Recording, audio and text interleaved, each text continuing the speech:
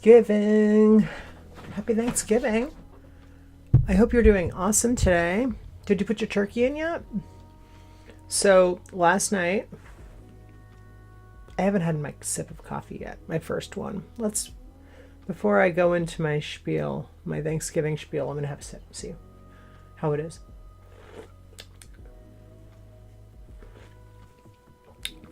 Good. Okay. All right. Yesterday,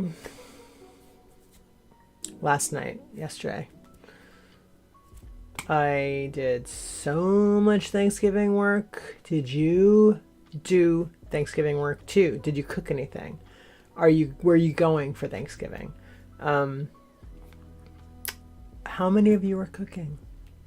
I am cooking for the first time in many years. I used to cook Thanksgiving there was a period of time where I did it all the time. And I haven't done it in a while. And I was just super excited to get back in the kitchen and do some, Thanksgiving cooking is so fun. I mean, okay, it was fun for me. I'm not entertaining and hosting. I'm bringing it next door. So I'm bringing it to my brother-in-law's house. So I think I was having a little too much fun because, I wasn't worried about entertaining and stuff. So let me just go on my Zoom why am I calling this a Zoom? That's the third time this morning I've called this a Zoom. Happy Thanksgiving. This is Art and Bio with Kathy. Happy Thanksgiving. Every morning in November, I come on here and bio. There we go. There we go. Okay, now I feel like I can breathe because I know you can hear me.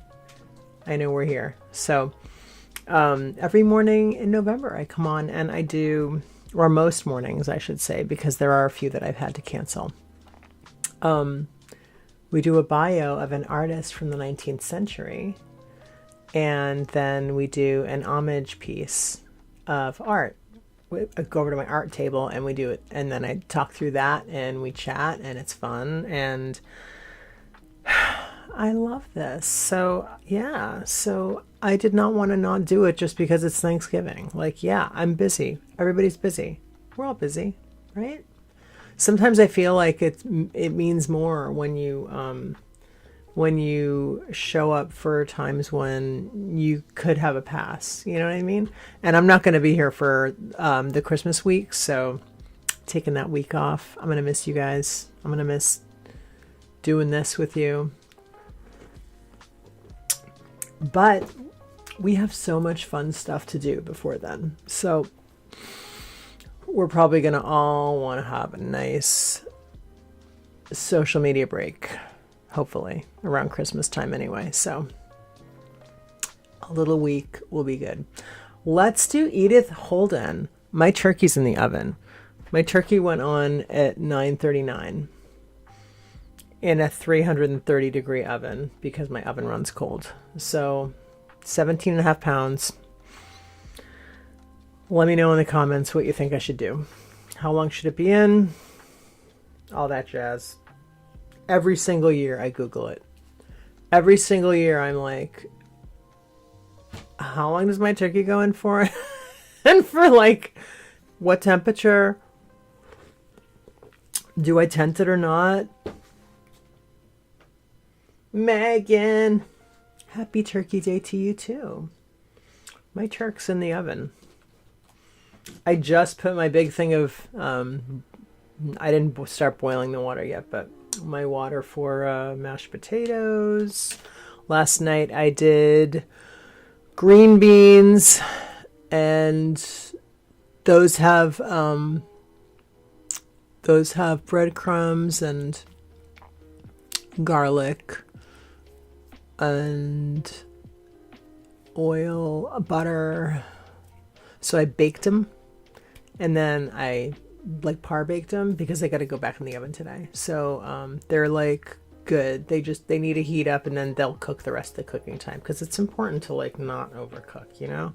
And if you know you're gonna reheat, I'm taking my tips from all the Whole Foods turkey dinners I've had over the years, and like you cook them like just cooked, and then so they can reheat and they don't get overcooked. Okay, and then I have my tarragon carrots, which are going to be so delicious, and they were so easy to make. Actually, I thought that I was going to have to bake them. I didn't. I did it all on the stovetop, which was great. Have you been saving your veggie scraps for broth? Oh yeah, turkey bones, yes. I'm so guilty of trimming off my green beans and not saving them. Last night, I thought about it, and I didn't, and shame on me. I didn't because I thought, do I really want, is that going to make good broth? I get nervous, right? I get nervous about it because I thought about it. I thought about you, Megan, and I thought I should make that. I should save those green bean edges, because like the little tips for a broth, and I didn't do it because it doesn't look like something that would make good broth, but would it? Do you think it would? I'm so guilty. I can't lie. I didn't do it. And I thought about it too, and I still didn't do it. I think I had too much in my brain. Turkey, I will definitely boil that down and make some good broth with that. Yeah, I need to work on that, Megan. I need to work on my inner voice telling me to throw away my those little dirty little grimy little green bean stems. So, but I have little Megan in my head now, being like, what are you doing? And I'm like, eesh. Okay. Clearly I have, clearly it's an internal thing. Wouldn't be bad, but not in high volume. Oh, this is what Megan says. Wouldn't be bad, but not in high volume. Carrots, onions, garlic, celery, parsley. I use pretty much anything but potato skins. Oops. Nightbot, you Nightbot.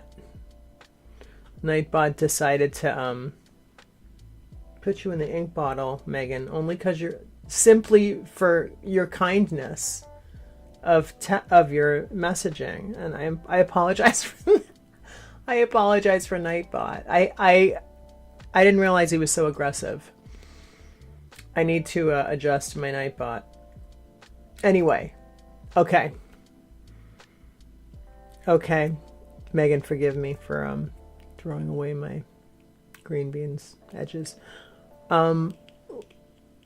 Okay. I gotta get my head back in the game here. Edith Holden. Today we're doing Edith Holden. Let's go. Let's do this. We're gonna draw some art, and I'm excited. She's a botanical illustrator and a children's artist, but I was really not able to find her children's art. Lots of Edwardian lady books. Like they have the title of, there's a couple of them in the screen in the rotation. The penalty box.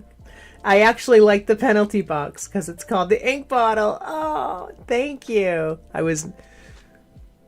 thought I would get creative there. Ink bottle. I made it in the ink bottle, and I'm coming out coated in ink. Okay. All right, let's go. Edith Blackwell Holden. 26 September 1871 to 15 March 1920, was an English artist, writer, and art teacher. I love that they have art teacher in her bio. I really do. And I barely skimmed this, but, well, okay. There's a YouTube video that talks about her life by a person, which I love. It's not like one of those like talking headless, blah, la, la, la, la, and then shows like a pan of the cityscape or anything. This is like a lady. Her name is Hannah Tay. She has only 8.99K subscribers, and I love her video. We should all go follow her. And she writes about books. She does videos about books. And she has a really cute video on Edith Holden, which I watched some of last night. It was really late. I was up again late last night again. Not as late as the night before. Oh, by the way, my customer loves the sketches. I'm super excited to move forward. I think I'm going to paint on Friday. For anybody new here, that's because I have a commission to do 3 customs, and I stayed up late on Tuesday night sketching on watercolor paper for my customers' paintings, and I delivered them and she loved them, so I'm so excited. And I wish I could show them to you, but I'm gonna have to wait because that's not cool. That's not cool. Okay. Let's focus. Let's focus. Thank you, Megan. Let's focus, and we're gonna do this. And I'm actually really excited because her artwork is it's streamlined enough that we're gonna knock this out today. We're gonna do our read. We're gonna learn about her. I'm gonna share details, and then that I found. I did some sleuthing a little bit. There's not like a whole lot, but you'll see. There's I think enough. And I found some good websites, and I found a couple good website blog posts, because those are really good. Like those are juicy. People write essays, because I like a mix of like the human stuff. Like I like the little personal details, and you don't get that with Wikipedia. And sometimes Wikipedia feels like it's leaving out this gigantic chunk of their life. Sometimes it doesn't, which is great, but sometimes it does, So I have resources for you to do if you want to watch the video by Hannah Tay, right? Hannah Tay, yeah. Just double checking her name. I just found her channel last night. I'm like, she should have more followers than this. I mean, how many YouTubers do you follow that you're like, why do they not have more followers than this? Like, I love finding channels that are just so good at what they're doing, and they're building their own little thing, and they don't have very many followers, but I'm just like, early, it feels good. And try to engage with them and stuff, because support.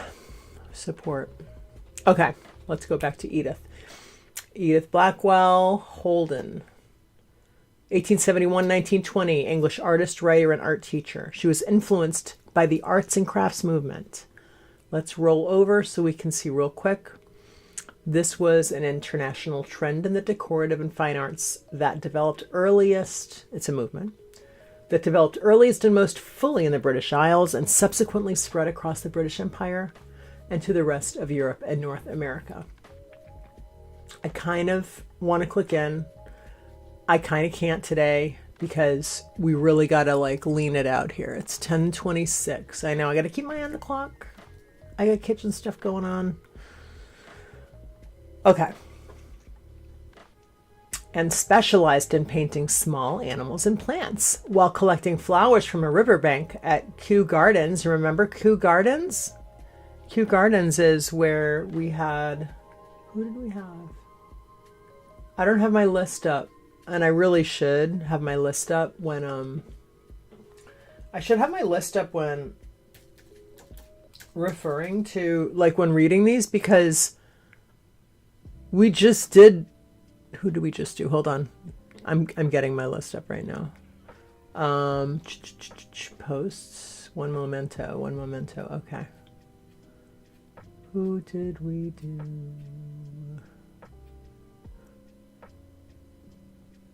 Marianne North. Marianne North was... she has a whole place in Kew Gardens. She has a whole... she donated a bunch of money to them, and she has a whole, like, Marianne North section, I think. We just did her, like, a few days ago. Okay. Holden, while collecting flowers from a riverbank at Kew Gardens, Holden drowned in Thames in 1920. That's tragic. The River Thames. So she was 49 when she died. Early life. Edith Blackwell Holden was born on 26 September 1871 in Kings Norton, now in Birmingham, Worcestershire.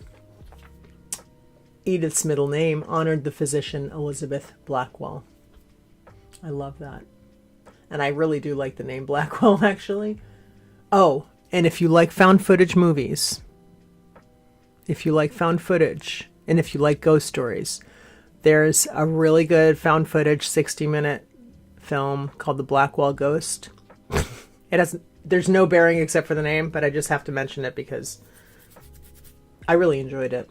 And it's on a streaming service that you probably can get, or that you might already have. So I think it's like Hulu, not Hulu. It's like one of like a Tubi or something like that, I think. Anyway, check it out. Oh, no, wait. Maybe, is it on Prime? Oh, there's actually a few of them. Go for the Blackwell Ghost. There's like 8. I'm talking about the first one. I think the first one. I've only watched the first one, but the first one is free. The other ones are pay. So, or depending on your service. All right, I'm getting off track. Let's keep going. Edith Blackwell. Her mother was Emma Holden.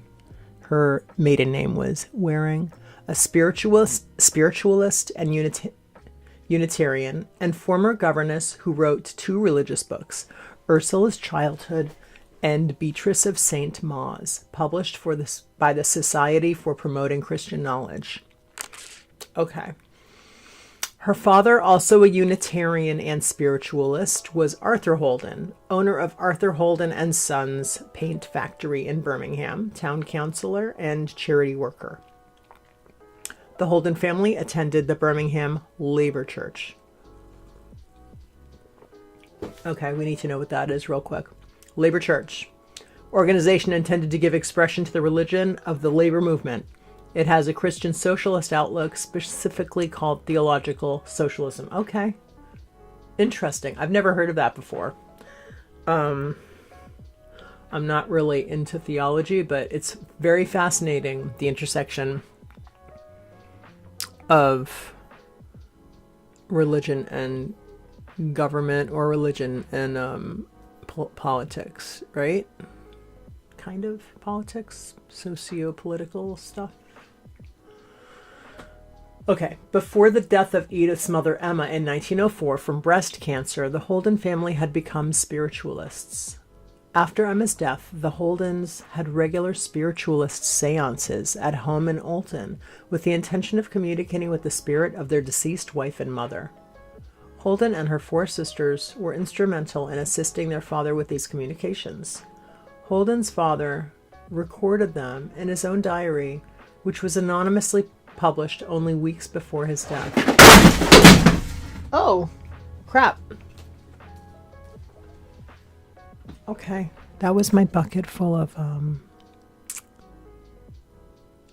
ribbons and stuff. So it's on the floor behind me, and I'm just going to keep going. Sorry about the loud noise. Everything's okay. A frame fell too, but that's okay. I just want to make sure nothing else is going to fall. Hold on one second. I just put it back up there before I came on today. I'm going to just, real quick, go into Be Right Back land for 1 second. Just to make sure nothing falls on my head. Because that would not be good.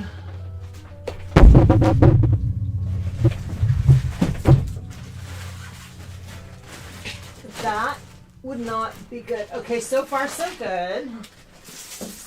Oh, it looks like things are okay. Oh, cool. Found something that I've been wondering where it was.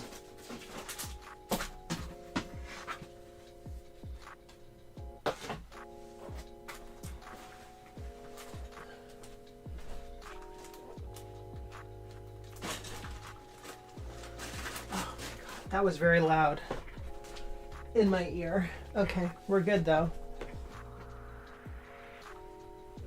And I will be there in 1 second. Just trying to pick these things up now before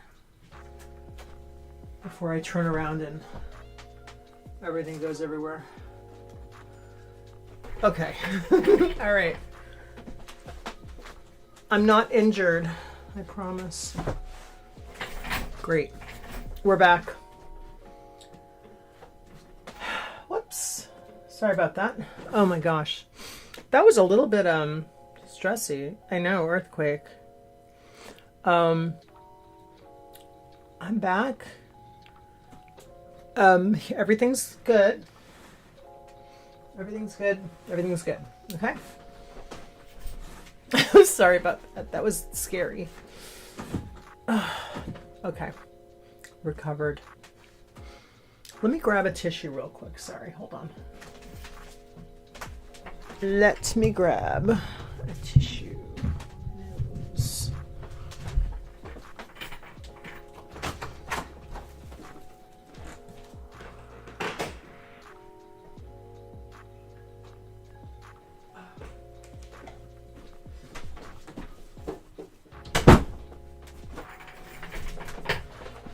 I have to say, I am so glad that I was sitting far enough away from that it didn't like hit me, because that would have been really bad, you know. Okay, I apologize profusely for that interruption. That was my big bucket that fell. It has all kinds of string and ribbons in it. I had it down before I came on today, and then I put it back up on the shelf.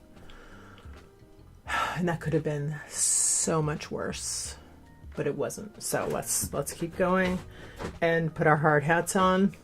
Okay. All right. So we know now. What do we know? We know that we've already been spoiled. We know that she dies at age 49 by drowning in the Thames River. We know that she grew up in a religious family. Kind of sounds like a little bit culty, but I always think that way about like super heavy religious stuff.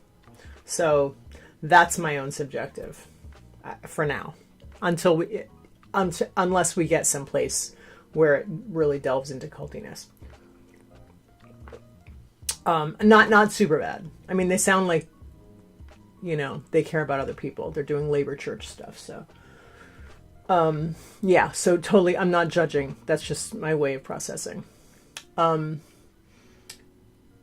father was owner of Arthur Holden and Sons Paint Factory in Birmingham, too. So her father owned a paint factory. Her mother died from breast cancer when she was 1904.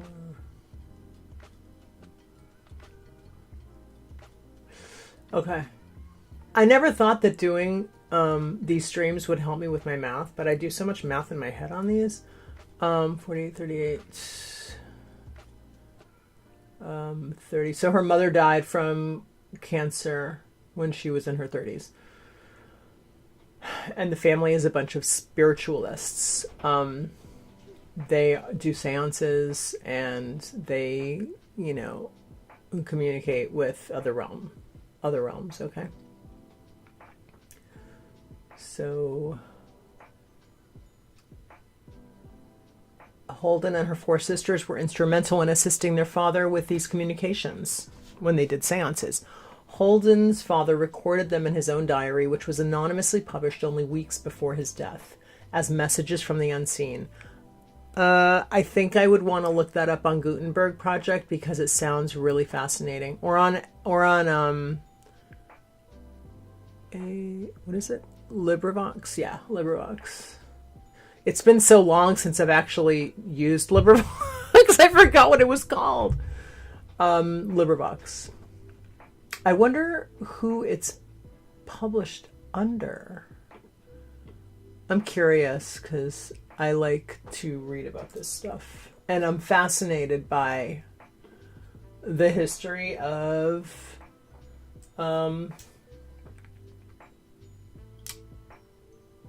for lack of a better word, spiritualism. It fascinates me. Okay. Messages from the Unseen, the Edwardians' Afterlife Diary on Goodreads. C.W. Leadbeater. Is that her dad? Okay, Jackson Bar... Hold on. I'm going to show it to you. I just found it on another page. Just in case you care, because this kind of stuff fascinates me. Fascinates me. I am fascinated. The Afterlife Diary.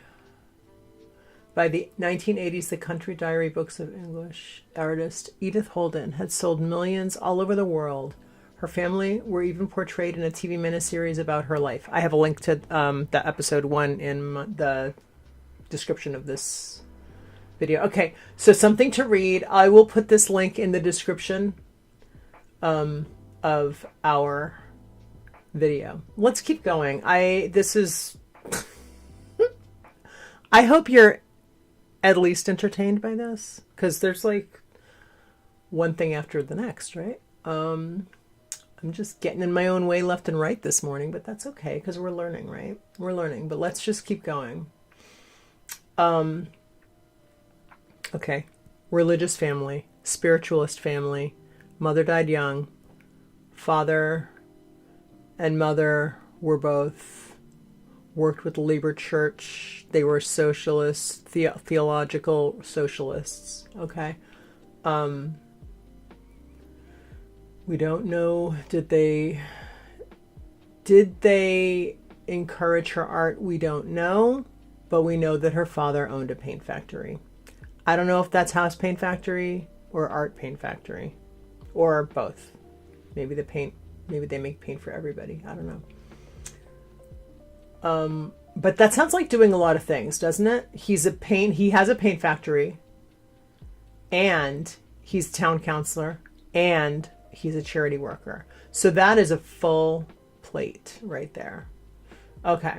So we know he recorded the seance work in a diary, which was anonymously published only weeks before his death as Messages from the Unseen. You can look it up on the Google. I will put links or whatever I can find after this stream in the description for Messages from the Unseen if you want to look into that.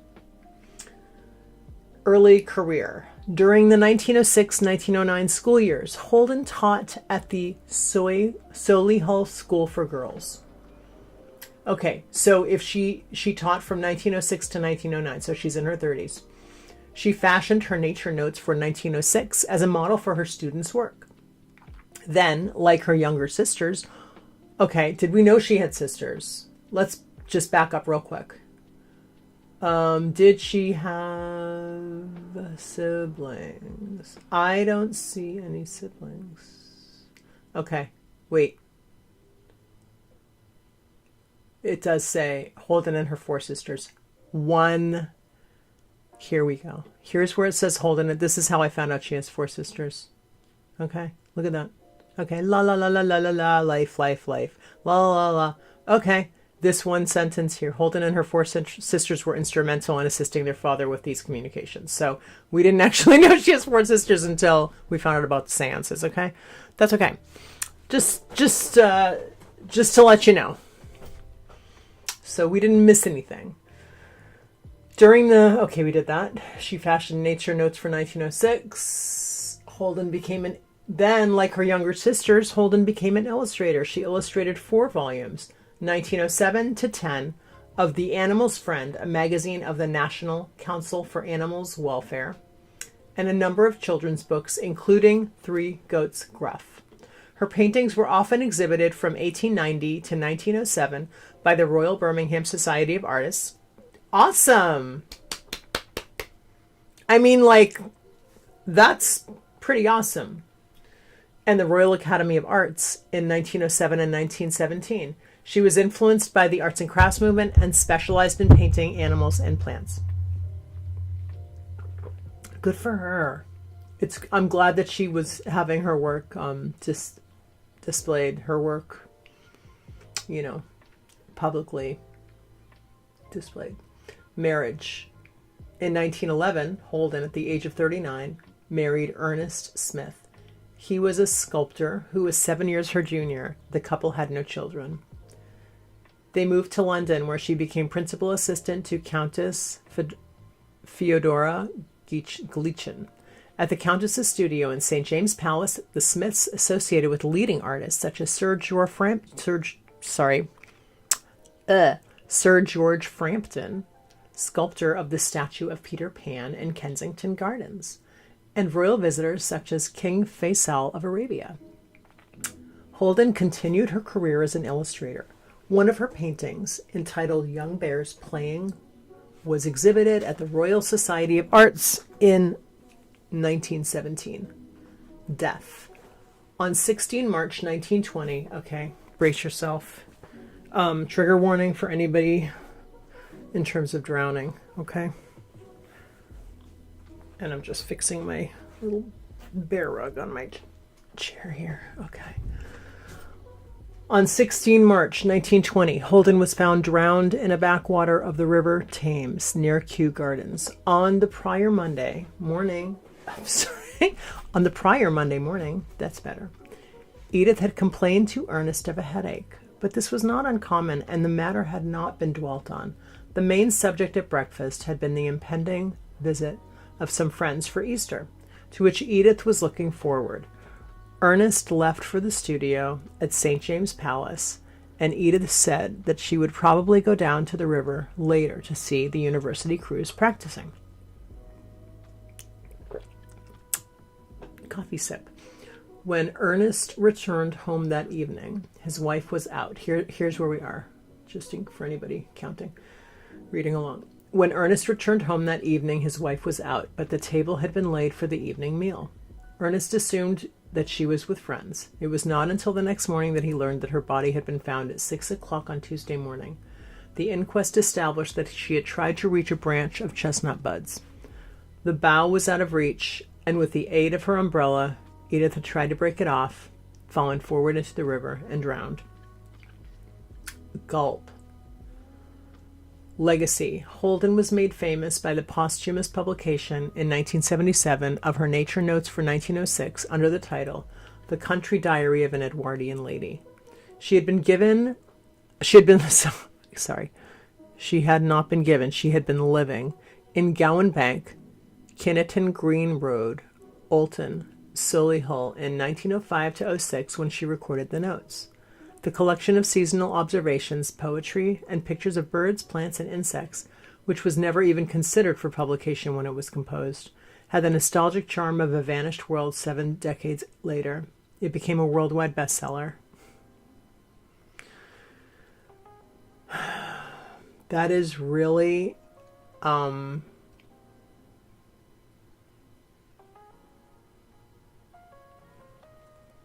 that is just like very emotional. So her art has the nostalgic charm of Vanished World. And I love how she integrates her lettering. There's people have book walkthroughs and stuff of these published journals online. And I didn't add any of those photos of their books, like photos of the books, and then you can see the illustration on the book, you know what I mean? Because I don't have rights to those pictures. But you can find her books, I think. If they're not, I don't think they're in print right now, but you can probably find them on eBay and whatnot.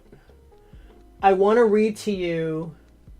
Okay, this is kind of off the track a little bit, but last night I was doing a little bit of reading about her, and her family wanted her to marry. Okay, back in the day, you would either marry equal to your equal to your status, your social status, or you would marry up.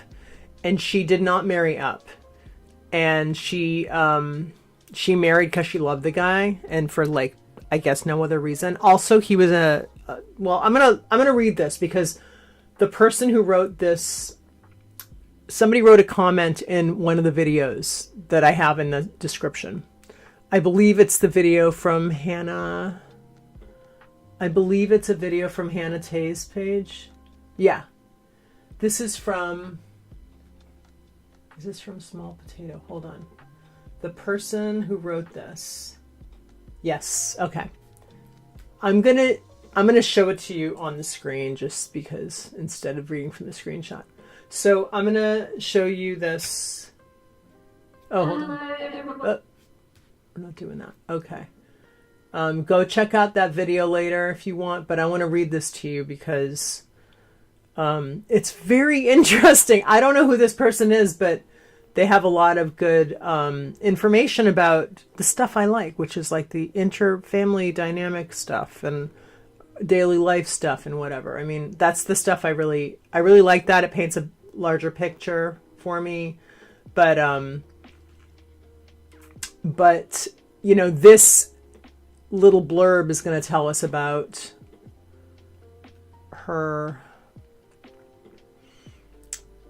the class status stuff. Okay. And I mean, I have to say it's a little surprising because her family was so involved with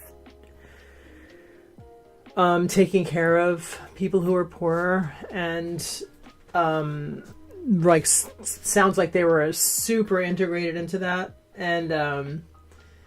And yet the classism, right, is huge, right? The classism is still rampant because that's just the way it was, right? Okay, so you guys can still see. I just want to make sure that you can see the screen like that. I just want to make it as big as possible because the lettering is very small. Okay, let's read this. I'm going to read this to you. So I watched the video by Hannah Tay, some of it. I didn't watch the entire thing yet, or be able to fully digest it. But I knew it was good enough that I was like, this is like, there's like layers to the details in this video, and that's great. And plus, you know, what do you do when you want to dig deeper? You look in the comments, right? So I did, and I found this note. This note, what am I talking about? A post by a reader. This is from 4 years ago, so the date doesn't matter. This video is from like, I think it's from a few years ago. So we have, I'll read it. Her death was not a mysterious, okay, hold on. Back up. Ah! Did I just, no. Okay, hold on. Okay, there we go. Her death was not mysterious at all. She was a nature lover and would always... Okay, I guess preface. They were... people have been in the comments saying like, oh, that's so mysterious how she died. Oh my gosh, it's so like, you know, what's up with that, you know? So let's read this response. Her death was not mysterious at all. She was a nature lover and would always go out to find materials for her to paint. This was more difficult when she lived in London, but she would still try and gather flowers and budding branches. A lot of people in those days could not swim, and their clothes were made of wool.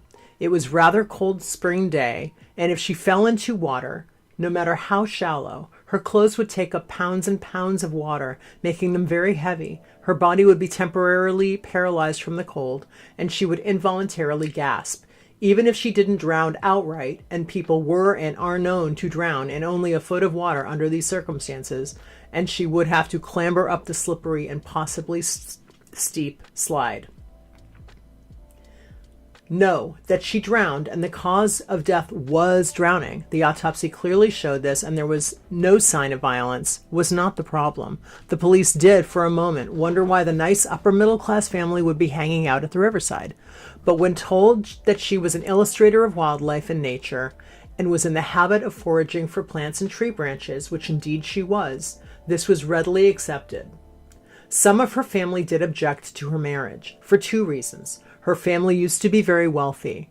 They used to own some factory, I believe, and a country house, but the business had problems and they had to downsize, but they were still considered upper middle class. As a woman, you could marry inside your class or up, but not down, and Ernest Smith was one rung lower on the class scale. This was considered scandalous, but not as scandalous as the fact that he was about 10 years younger than her.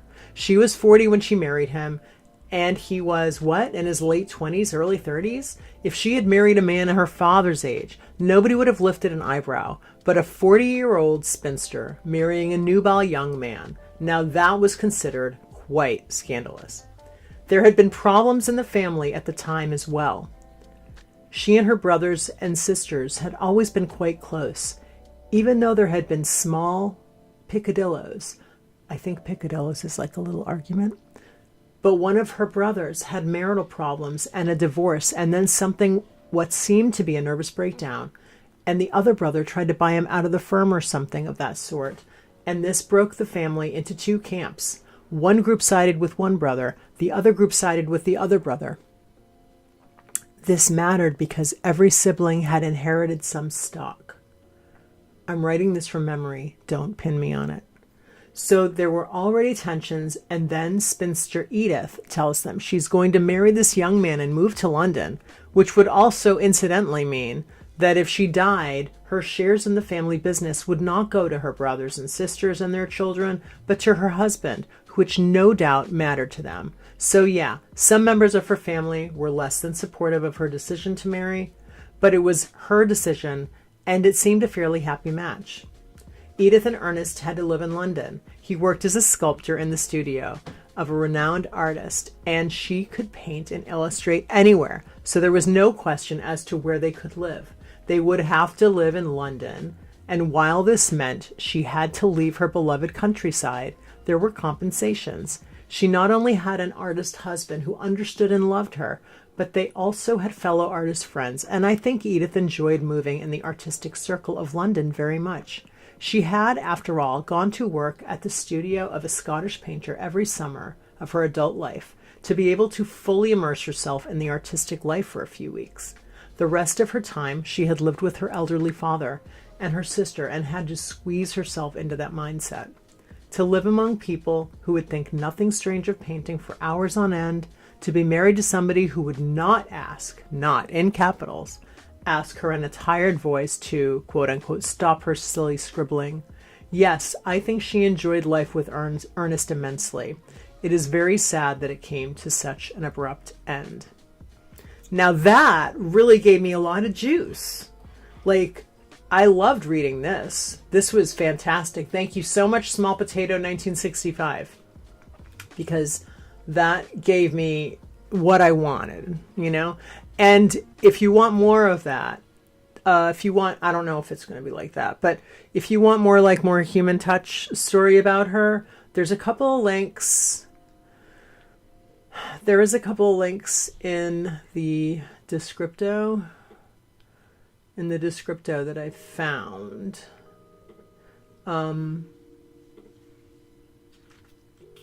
There's a couple links to a couple blogs.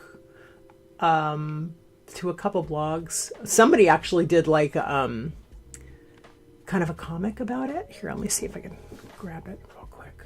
I'll show it to you. Hold on. Turn my volume down so we don't have any stuff going on here. All right, we're going to go to Edith Holden. We're going to go to Let's Be Super. Oh, there we are. Wait a minute. I found it. I found it. Where are we? We're going to go to Wikipedia. Okay, ready? Okay, check this out. The Narrative Within, Edith Holden, 1871 to 1920. The website is called Artforhousewives.blog. Born in the waxing Victorian era, biophile Edith Holden was an artist and teacher who liked getting on her bike and riding around the countryside to observe nature, the flora and fauna of the British countryside, and the changing season. She transcribed these observations into drawings and descriptions in a journal she called Nature Notes. Edith came from an unconventional family. Her parents were Unitarians with a strong interest in spiritualism and regularly held seances in their home. Okay, look at how cute this art is. She rode her bike. I love this. They sat at a table holding hands. I think this is so charming. Let me see if I can just make it a little bigger. Hold on. For you. Does that work more?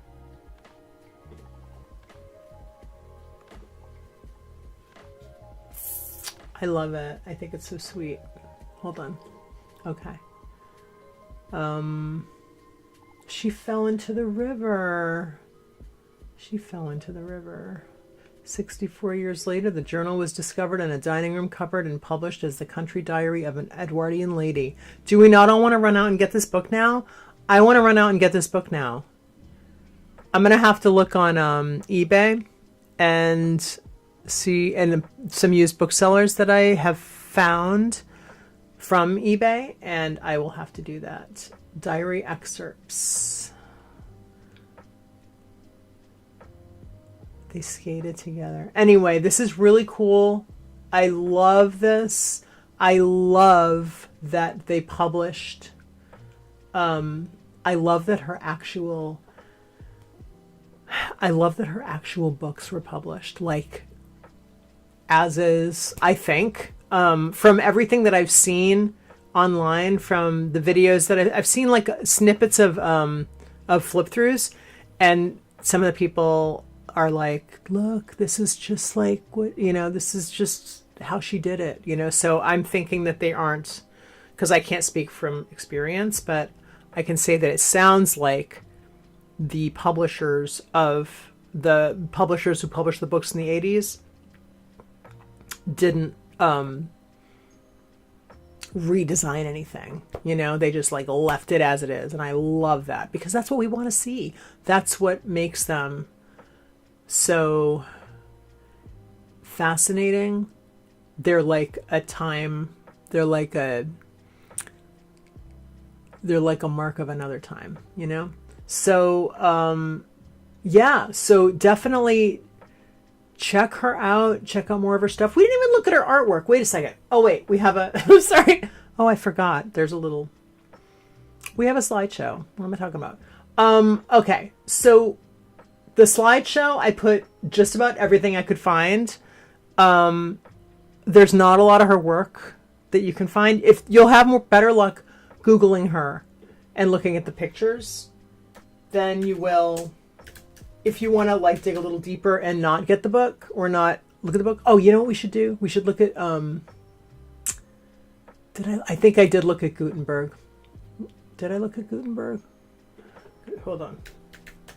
I'm going to look in the Gutenberg project and see if it's in there. Maybe we don't need to look on maybe we can look.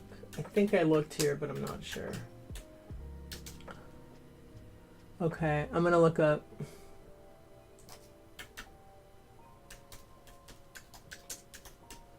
Trying a couple little things. Sometimes Gutenberg, you have to. I didn't have any luck on Gutenberg. I just tried. Okay, so let's draw. I'm going to do an homage to her by drawing one of her. I like this one. I picked this one. I'll show you. I picked this one because I really love this little thistles. I love thistles. So, there it is. All right, cool. So I'm gonna, I am going to go into be right back mode. I'm going to set up and then we're going to draw. Okay. All right. I'll see you in a couple of minutes.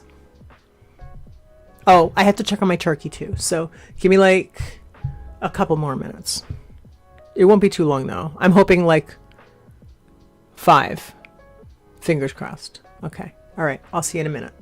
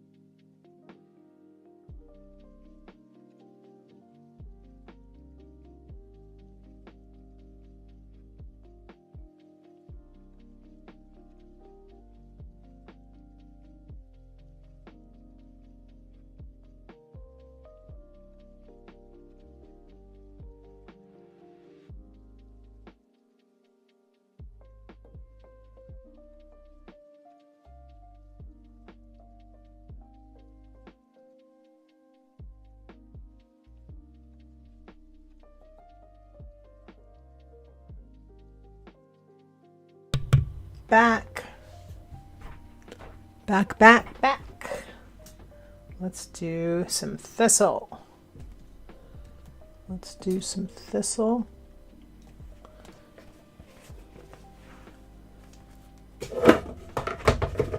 Give me a second to just set up.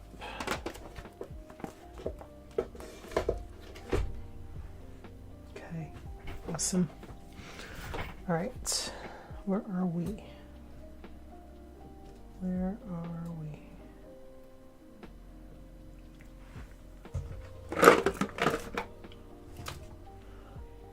I am gonna grab, I think I want color. Hey, I want color. I want color. So let's do a little color. And I have just the color. Look at this. I have just the color. Here's yesterday's. Felix Osi Darley. To be yourself in a world that is constantly trying to make you something else is the greatest accomplishment. I love that quote. Emerson. He was kind of same time. Emerson, I think, was a little bit earlier. I mean, he was alive during the same time, but I wanted to do a quote that, you know, resonated around Felix, but that, ooh, look at these two colors. Hey, look, they look good with my wedding band here, with my silicone wedding band. How do they look with my manicure? What do you think? How's that? I think they could go with the purple. Okay. Yeah, so that is the direction that I went. And I couldn't find, oops, sorry, another drop. Dropped my stamp, my date stamp. Really couldn't find, yesterday, couldn't find any quotes that were apt for by him or about him. It's just like really, it's not easy to find that kind of information about people in the 1800s. It's just not. Unless they were a writer. You know what I mean? Unless they wrote themselves. Then the only reason I turn that on and off is because, like, who wants to, do you really want to look at my piles of work here? This is my portrait. This is my custom art pile. Pile. That's the pile of, that's my pile of work that I've been working on. But the actual artwork is on in my scanner bed. Oops. Did you want to see my phone code? I think I just showed it to you accidentally.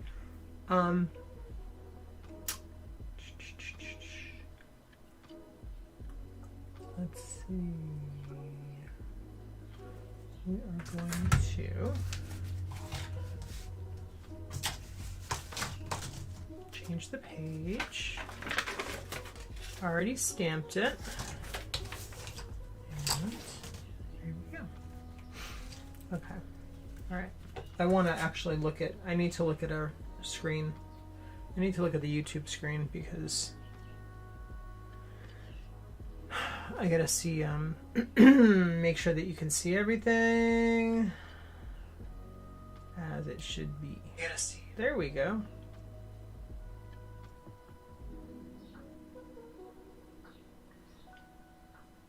Give me one sec.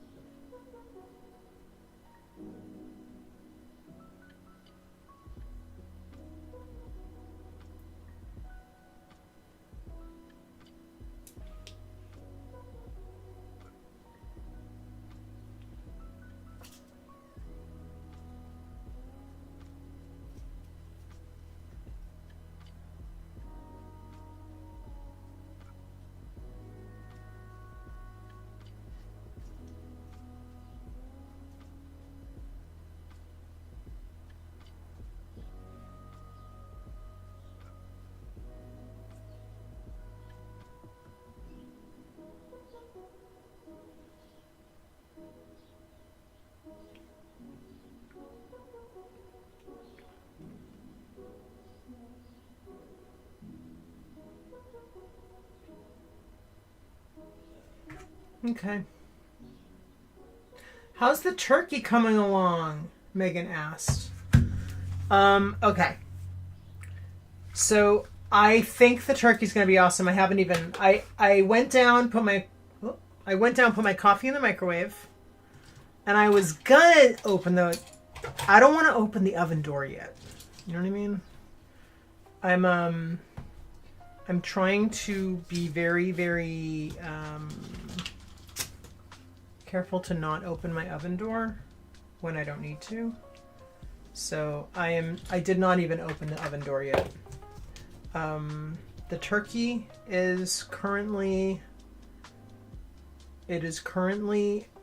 tinted with foil. It's in the oven. It's 330 degrees. I think I mentioned all this before, and if I'm being, you know, what's the word I'm looking for? Like saying something twice that you don't need to. I apologize, but yeah. So the turkey's in the oven, 330 degrees, and it's good, well covered. Not tight covered, but covered, because I don't want it to burn. The skin to burn. And my oven tends to run a little cold. Like, I always bump up the degrees, like 5 to 10 degrees. Sometimes more, depending. It's not like... It works fine. That's just how it is. I think it has more to do with, like, the fact that my house is like a tiny little... my house is like a tiny little log cabin. No, it's not really, but it has that vibe because it's kind of made of sticks, if you know what I mean. My house is very old. My house is old. I love that my house is an old house, but it's also a little, I think it used to be like a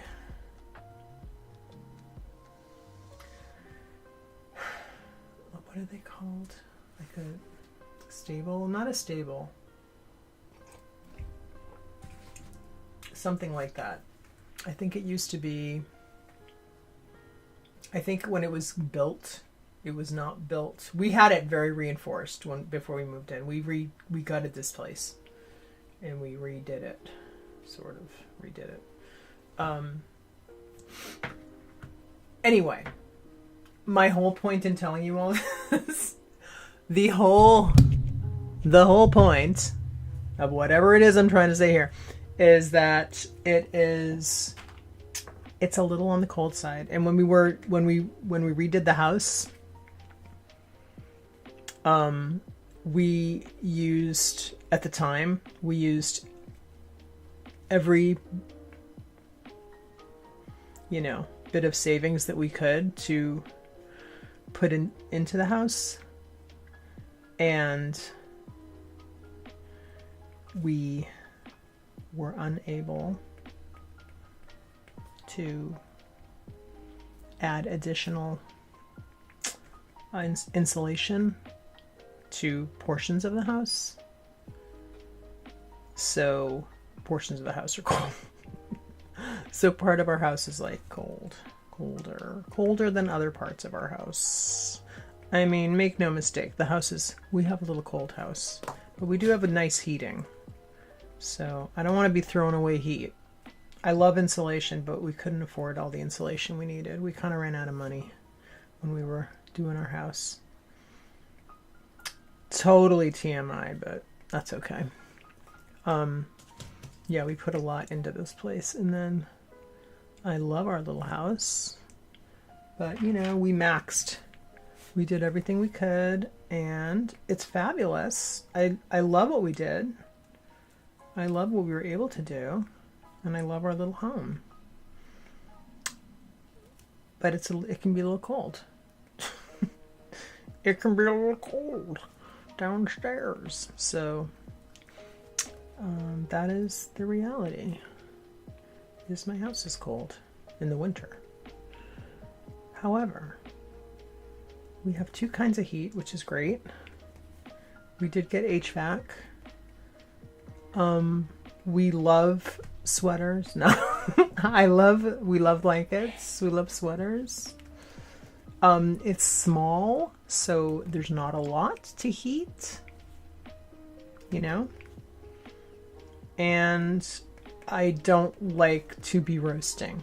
I also don't like to be cold, but I basically grew up cold, so I'm very accustomed to the lifestyle of winter wear, you know, tons of layers all the time. In the winter, I'm just used to that. I've done that since I was a kid. I'm used to it. And I'm comfortable that way. I like being ensconced. In fact, I have hair now, but Megan says she lives in layers. Yes. Yeah, just used to it. It's the way it is, you know? Except in the summertime I wear a short sleeve, but I literally wear long sleeve t-shirts all winter. That's my like base layer. And then before I grew my hair out, I was known for wearing a hat. I mean, proudly. I would just like wear a hat from like November to May. I just wear hats. Because, you know, I have had short hair and like really short hair for most of my life. And I just like when I used to buzz my head, which I probably will again someday, but I'm not doing it right now. Right now I'm enjoying the fabulousness of having hair.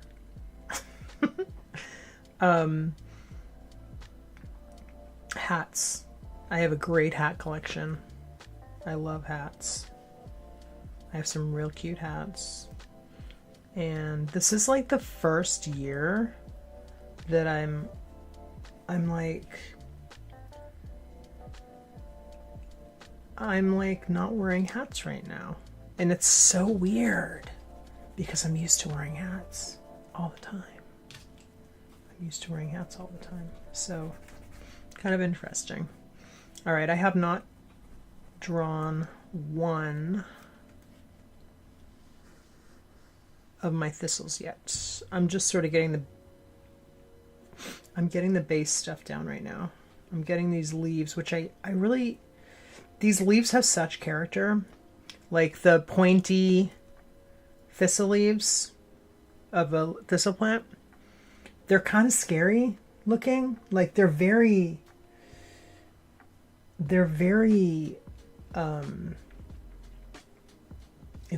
ominous looking.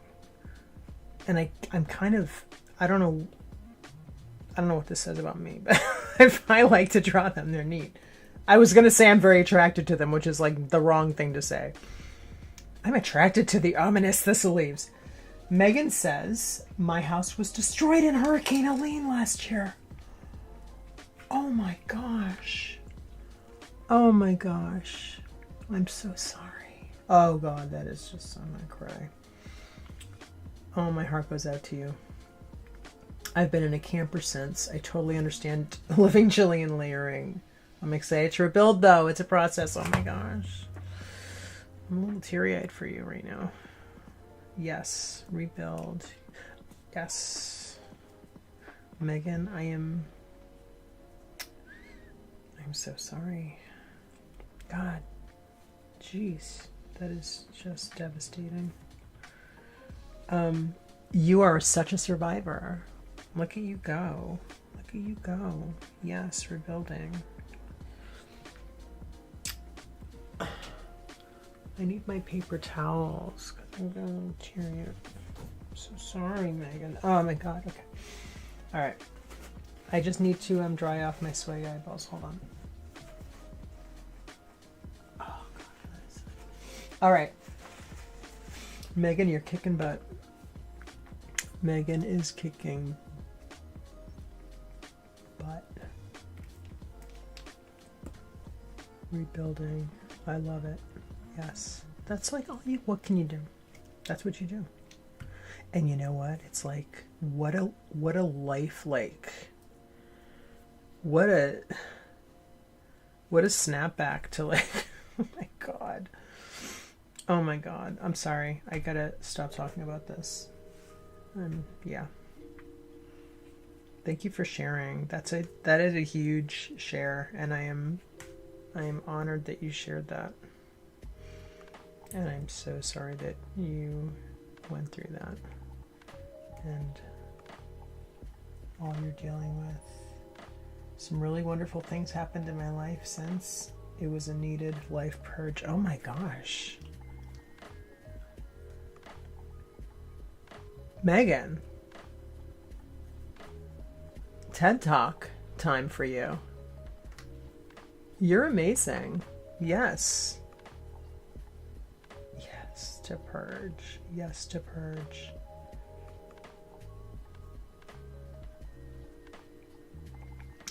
Yes to attitude. Everything is attitude, right? It's like, okay, how is this serving me? This sucks right now. This is like the suckiest right now. But what is this? What is the world? What is this experience like? What is this opening up space for in my life right now that I need? You know? Yeah, I love that. I love that. And it's TED Talk time for you.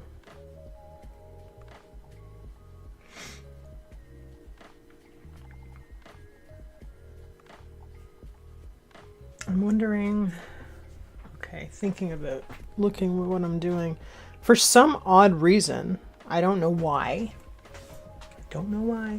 But today it seems that I am not having warpo vision by drawing flat. Kind of odd, right? I feel like I have warpo vision whenever I draw flat. Scale, or I move things around so it's not the way that it is in the picture. Let's just go with it. Let's make up our own story here. Okay, we get this stuck. Megan says, I really love that purpley mauve in the blooms. Yeah, you know what's funny too? And like, kind of along the lines of like what you need will show up when you need it or whatever, or like opening up space. I never use these purplies. I've never been like a fan of the purplies, the Neocolor purplies. Purple colors, purple group. But the thing is, it's really all like, it's all in what's the context, right? So it's kind of like, well, I love them now because they're perfect for this. So like, right? It's like, don't think about things like with the black or white, black and white. It's like, no, but everything's within. How is this? You know, like when you need them, they're perfect. So what am I talking about? I don't like the purples. I just haven't found the place for the purples, and now I have, because they're perfect here. I do wish I had one darker. Maybe I could do like a mix of this. This silver, this Neocolor silver, is like, I'm still finding my way with it. It's kind of like, maybe it's a good little mixer neutral for this green, because I want a green like this, but with a titch more brown in it and a titch more olive in it. Megan says, I always reach for purples in my shadow layers. Everything has a place. I'm glad you found purpose for them. It's beautiful. Thank you. I'm going to just keep going here. And hopefully. I'm really glad that I picked the Neocolors today. I love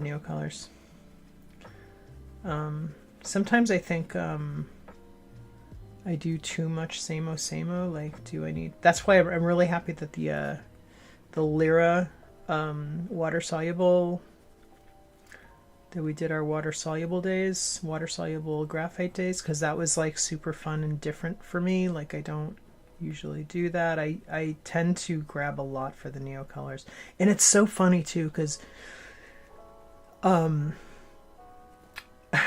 it seems kind of like they're like a mainstay for me, but I look back on, I've made videos, like old videos here on YouTube, that are like, yeah, I don't love these, they don't do this or that. Like, some of my earliest Neocolor videos are criticizing them for things that really, it's like the criticism, some of it is valid, but the fact is, you just got to learn how to work it in. Like, you got to be like, okay, but how does it work with the fact that they will disappear if you add water? Like, how do you work with that? How do you, in what way does it benefit? You know what I mean? Am I making sense? I don't know if I'm making the most sense right now, but it's kind of like nothing's that's just you, like, learning how to use something. That doesn't mean that the thing itself is not, is not great for whatever reason. It's like, it just means that you need to find your way with it a little more. So I do like to say I'm finding my way with something, because it's not always fun at first. Everything's not fun like, hey, let's party all the time, It's like, we gotta work to find out to figure out our methods for using things. And it's nice to have people to look at, to say, okay, well, this is how they use it. But then it's like, okay, well, that gives me a baseline for a way to use it and some good pointers.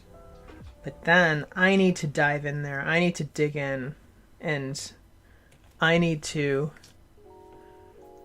do my own experimentation, and I need to make my own discoveries. And that's really, like, if you can have people that you follow or watch or whatever that can, like, that you can learn, some basic stuff from, or see how they use stuff.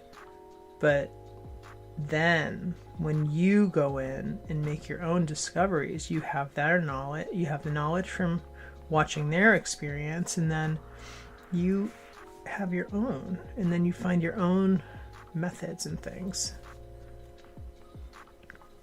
Then that's like, you're extra smart. You are extra smart for that. And then you just clock your own little tips and things. That's why I'm here, watching, learning, growing. That's what Megan said. Yes. Yeah, right? Because you just get smarter.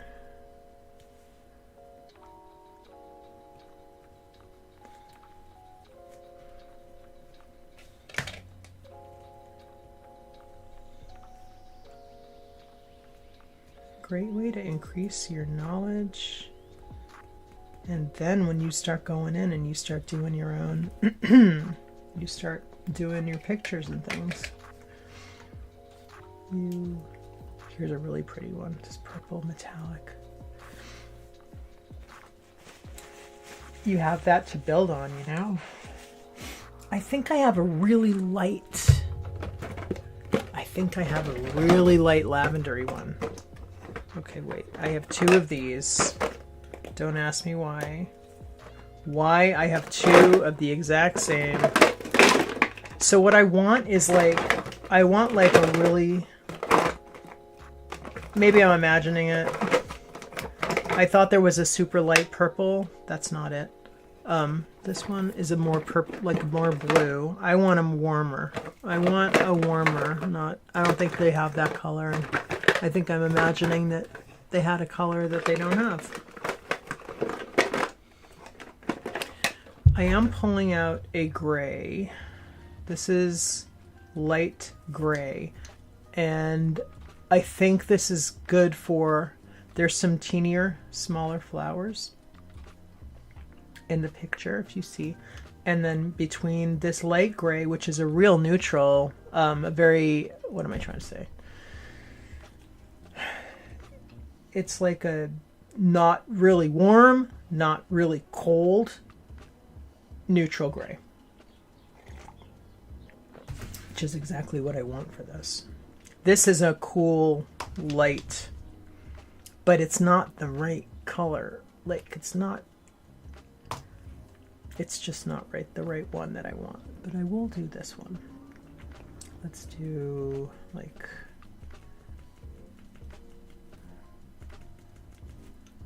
this one, and then we'll do another, wait, this guy is over here. So we'll do this little fluff ball, this little purpley fluff ball here.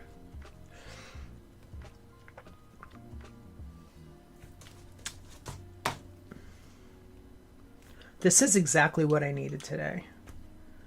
This live, because this is like really, this is relaxing. This is not stressing me at all, really. My only stress right now is knowing that that bird is in the oven. But I need to let my oven just like do its thing right now. I'm just like, just let the oven be warm. Let it heat that turkey up. I have a 17.5-pound turkey in there. Oh, thanks, Megan. Megan says, always relaxing here. And I appreciate that. Because, you know, your energy changes on different days. And I'm glad that you feel that way. You're not your energy, my energy. That's what I meant. Your energy's nice and chill. And just some days am I more stressy? I don't know.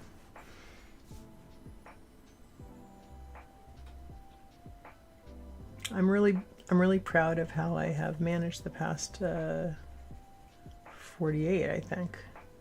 Even though I was so sleep deprived. Was it yesterday? I think it was yesterday. Oh, guys, I was so sleep deprived. But I had a good sense of humor about it, I think. And it was worth it. It was so worth it because... Oh, I'm going to use this gold to just add a tiny... I just need a teeny tiny bit of... Just like a... I don't even want to say it's a warmth. But I think it is a little... It's like, I don't have like the right brown type color. I want like a brown that is not, it's like a cool warm. It's hard to explain what I need. Is this what I need? That might work. It's like a, what's the word I'm looking for? It's like a, you know, like a purple brown? Because purple's such an interesting color. Because especially like, if you think about it, like CMYK purple versus RGB purple. So say you have this delightful purple color in RGB land. And what I mean by that is I'm talking about like when you're printing stuff. The color shift is different. So RGB, there is, it's cyan, magenta. I'm talking about like, this is about printing colors, like ink colors. And I feel like I'm talking in riddles here. here, but there's a huge color shift with purple, especially is really hard in CMYK land. I like to refer to them as land. CMYK land and RGB land. RGB is the color space that your computer uses, like that you see online. RGB. And then there's CMYK is what you print in. Often, not all the time. I have a inkjet printer that uses like 10 different color inks. So it's the kind of printer that you would see like if you go and have stuff printed professionally, right? Like when I get my stickers printed, they print in CMYK. They don't print stickers in RGB. They use a CMYK color system. And when they do that, when you say you're in your graphics program and you're switching from RGB color space, you're changing a file from RGB to CMYK, you're going to notice like this gigantic color shift on your screen. And everything's going to look dull all of a sudden. You're going to see like, oh, whoa, where did all that vibrancy go? It's gone. That's what happens. And I totally forgot what my point was, like completely. So forgive me for that. Is my screen fuzzy? Hold on a second. Hold on. Let me wipe down my lens a bit. I feel like there's this haze.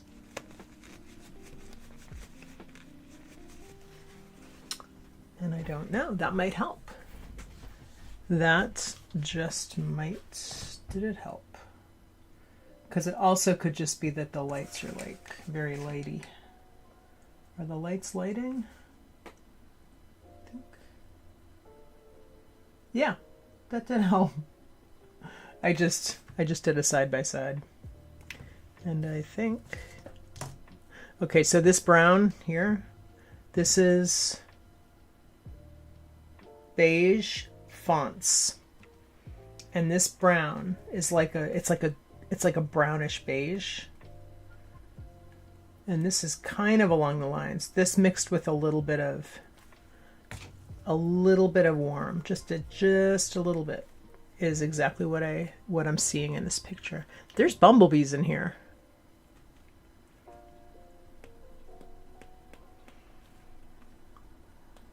The bumblebees kind of feel like these little brown things. I'm gonna, just to balance this out a little, I'm gonna add some of the brown down here too. And then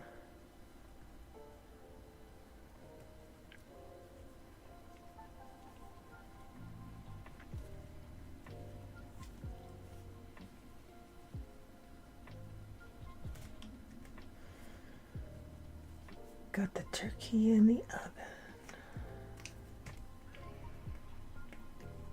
I'm so excited to have homemade. So we used to do Thanksgiving. We used to do Friendsgiving. Like, it was a thing we did. We would host it. We didn't live in this house at that time. We don't have a lot of room in this house. This is a teeny tiny little house. Part of the cool thing about it is that we can't host that many things. Like, we can't fit that many people, which honestly is like kind of not a bad thing, right? I don't mind that too much, honestly. Before we lived here, we lived in a huge apartment, and it was very, very old house. Very many windows, very, very, very high heating bills in the wintertime. And so that experience, and we had way more space than we needed, but there was factors as to why we did. And so I'm not going into that right now, but That's like a larger story for a different day, but it really gave me such perspective on space, on having space, because we didn't like need that much space, but it was nice to have. But when you have more space, it's kind of like a natural thing to feel like you want to fill the space. So your hobbies can be bigger, if you know what I mean. Or you can, your little lifestyle obsession things can get bigger. Right? I mean, you have more space.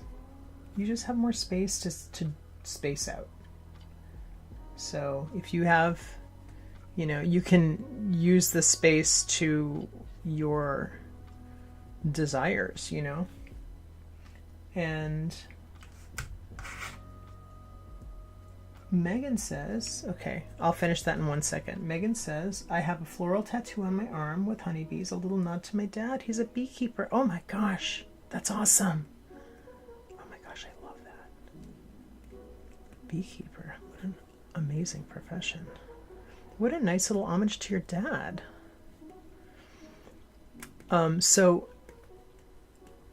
Okay, just so I don't lose my train of thought. Back to space. Okay, there's actual I know everybody wants more space. There's like cons to having more space. The more space you have, you live cold. You live in a cold spot.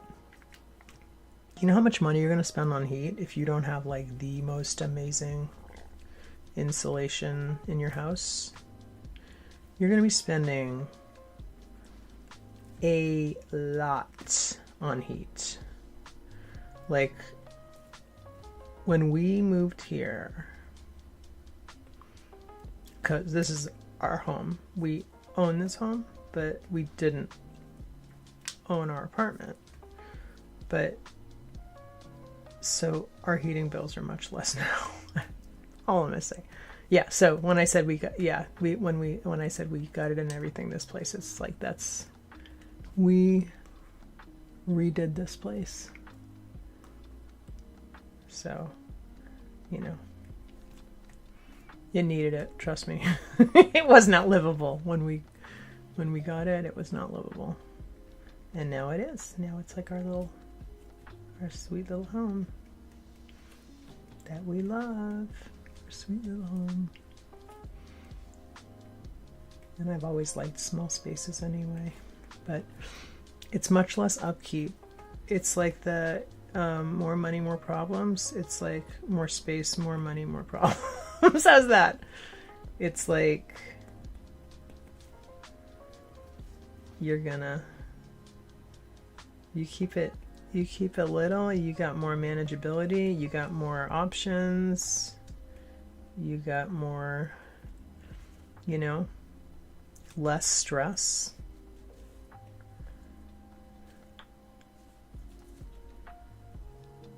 I like it. Sometimes I wish I had more space, but I realize that this is like it's so me to have small space. Like that is just, it goes with my personality, it goes with my values, it goes with, if I'm living in the city. If I was living, in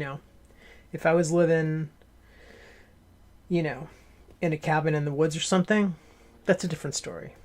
Like, have at it with the space if you're on a homestead and, you know what I mean? That kind of thing. Like, I love that. That's kind of a different, I'm talking about, you're living on the land and making your own. That's awesome. Like self-sufficiency, I love. That's the thing. That is the thing. I really like that. And I'm gonna start, I'm going to, yes, I'm thinking about my vegetable broth that I didn't save my vegetables. I need to do that. I'm gonna really get intentional. I'm gonna get intentional. I think I was just too, like, I don't know. I didn't do it. I didn't do it. I need to start doing that.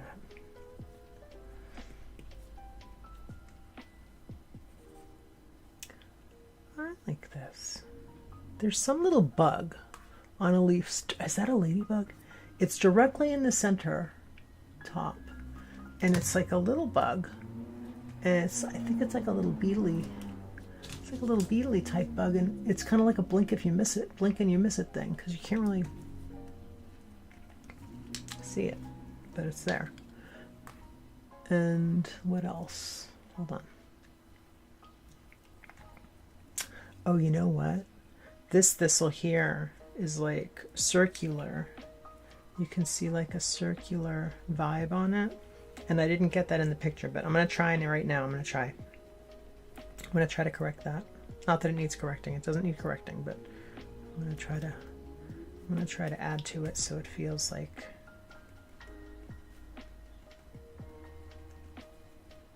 and then you can kind of see like the edge of the homage to Edith. Homage to Edith. Thank you, Edith. Okay, bumblebees. We're almost there. I'm going to use this peachy color for my bumblebees because it's a really good color to emulate my bumblebees. I'm going to put one bumblebee here to emulate like the yellow color within the universe of this color story here. I'm going to use a little bit of this gold, but it's not really gold. Like I always say, it's not really gold. The metallic Neocolors, they're just not really, that's not really what they are. It's like a glorified neutral and I love it. They're like glorified neutrals. Oh, this little bumblebee's looking cute. And I think I can use my gray. I can use this gray for the leaves. Why am I calling them leaves? For his little, using the gray for his little wings, and then I'm going to add in a tiny bit of this Sahara yellow to just bring it into the land of this picture, and then we're going to use proprioception again to feel our way around our leaf, can I talk? To feel our way around the little, I'm going to zoom in for you. Here we go. His little wings. There. And he's got his little, what's going on here? He's got some little legs going. He's working. There we go. Little bee. And then maybe we do one more little bee. Little bee over here. No, because he's going to get lost over here. Let's do one up here. Let's do a little bee up here.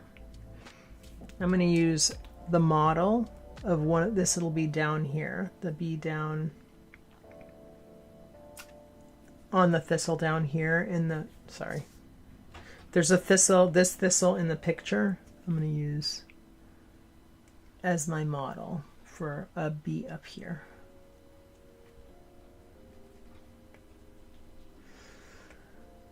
Okay, let's do it.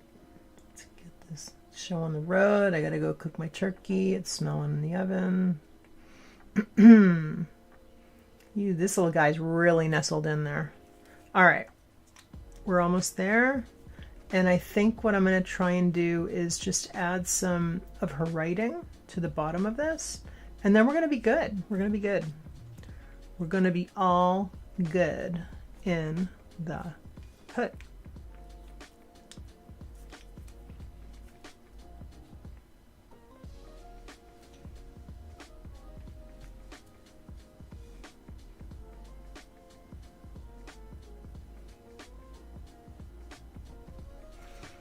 Oh, very cute. Okay, cool, cool, cool. Do we want to do one more bumblebee? I feel like for balance, maybe one more bumblebee would be good.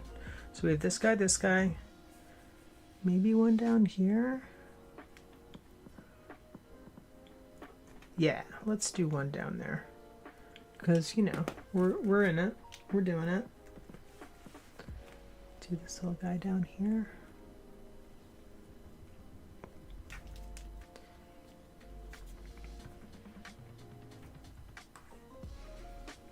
I mean, we might as well. We're here. And he's got his cute little hand out.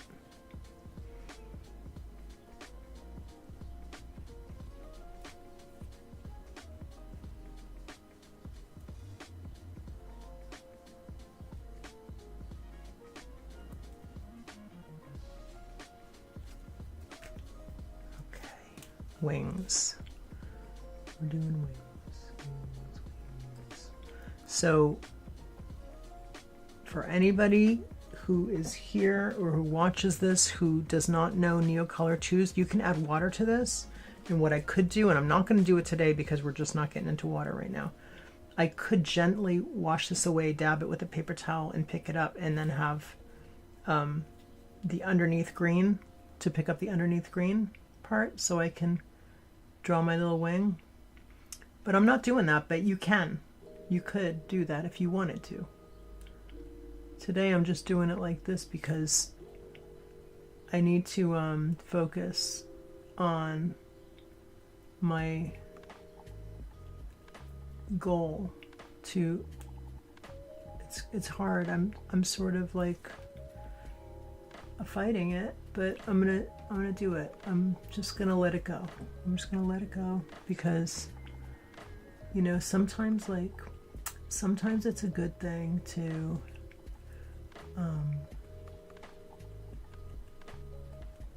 fight that urge to fix, and you kind of have to think of it as self-therapy, you know? You're like therapizing yourself to not be, I mean, I wouldn't consider doing that perfectionism. It's like, I would just be, you know, working, but I need to go tend to my turkey. So that's like, but I'm just trying to look at the bright side here. Let's look at this as a way to, let's look at this as a little, see, here's what I would do. I would do like wash, wash, wash, wash, wash, wash, wash, wash, wash, dab, dab, and then pick it up. Uh-oh. I'm totally gonna do it. I'm totally gonna try it right now because we're gonna finish. We're gonna finish. I'm gonna put a little water on my brush. Just a dab, just a little dabby water. We're not gonna do it anywhere else for now. Famous last words. So, see, I'm just doing this, like just shake it a little bit. See? See? Easy, easy. Pick it up, pick it up. You just pick it right up. Right? So now, yeah, see, check this out. See, now we have our little, we got our cute little bee wings now, and they're like a bee wing looks, right? A little more. All right, great. So now it's good. So now I'm just gonna go in and put, I'm gonna go in with this and just do my, make sure everything's dry, well dried. And then we'll just do that. Yeah. That's it. There we go. All right, now I'm gonna draw her. I'm gonna let her with this, which is, you know, kind of getting into dangerous territory, but whatever. I'm just gonna do it because I want to keep in the vibe, you know. I want to keep in the vibe of this picture. I don't want to start going in with something new that I'm going to feel like I need to, you know, add to the entire piece, which is what I would feel like I have to do, and I don't want to do that. I don't want to do that right now. So I'm going to move all of my crayons over here. I'm going to use this one, or you know what, maybe I'll use, I do like the gold, but, and I also like the, actually, let's use the gold because the gold is a little more forgiving. It's going to give me a little more forgiveness. So I'm just going to emulate this page. So I'm going to write, so you look from, there's a little bit of ink splotch on that from the other day.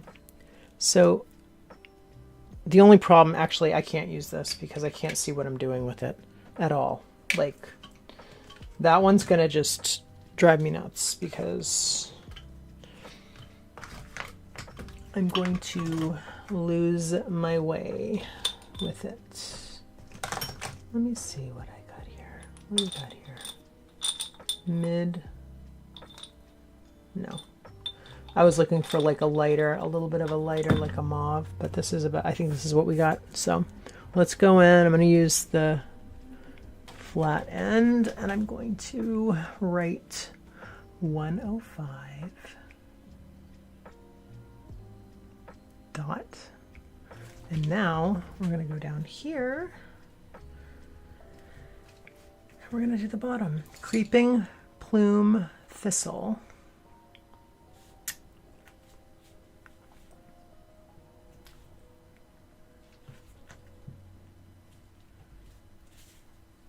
I'm going to tilt this for you. Let's tilt it. That's better. Okay. Let's do like that. Like that. It's a little bit better from the light too, because that way you'll have more light to see. Creeping.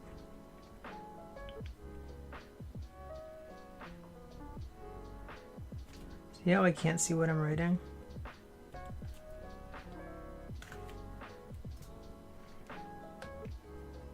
I really can't see what I'm writing, but that's okay. I'm going with it. Creeping Plume Thistle, Cricus.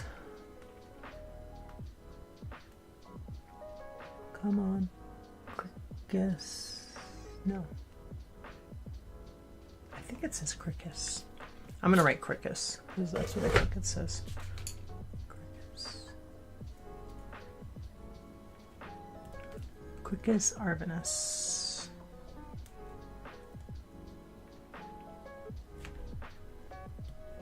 Okay. Well, is that wall or well red? Well red thistle.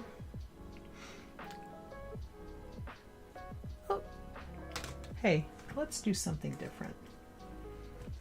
Let's do it in purple, shall we? Oops. Okay, this is looking rough. That's okay. We're going with it. Well read thistle. Cardus. Oh my goodness, this is rough. That's okay. Oh, I spelled it wrong. Cardus. And I'm stacking. She didn't stack, but that's okay. I can't tell if that's an E or a C, but so I just wrote an E. A-N-T-H-O-I-D-E-S.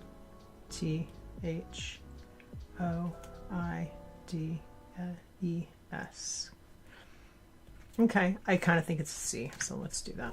All right, and then the last one is going to be Cotton Thistle. I'm going to look for this book.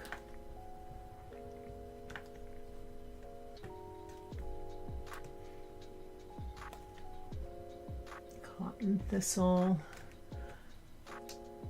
Anoportum.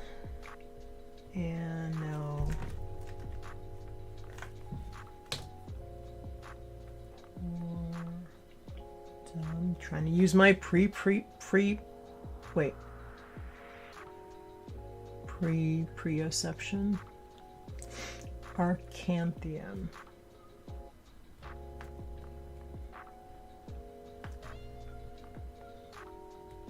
I'm a little obsessed with proprioception right now. Proprioception is my big fancy word.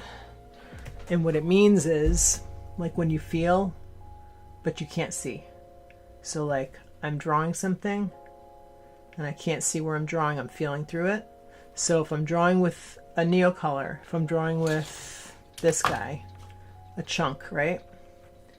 And you're like, I can't see if I'm making the dot in the right spot. It's like intuition. It's like your physiological intuition with your instruments.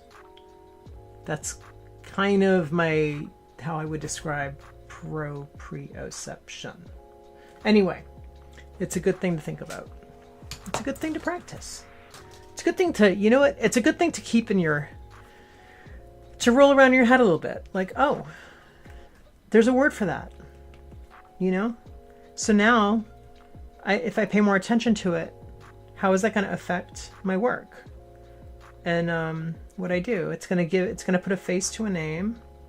It's going to give it a little bit of it's going to validate some of your own, like, oh, it's validating like what that is, what that feeling is, like what that is. I didn't know that had a name. I didn't know that was a concept, or, you know, I didn't know that was a concept or a practice, phenomenon. I don't know. Right? So I hope you have an awesome Thanksgiving. Whatever you be doing, I hope you have an awesome Thanksgiving, whether you're visiting, whether you're hanging out at home, having your own little time, whether you're going off and bringing a potluck, hanging with some friends, hanging with your fam.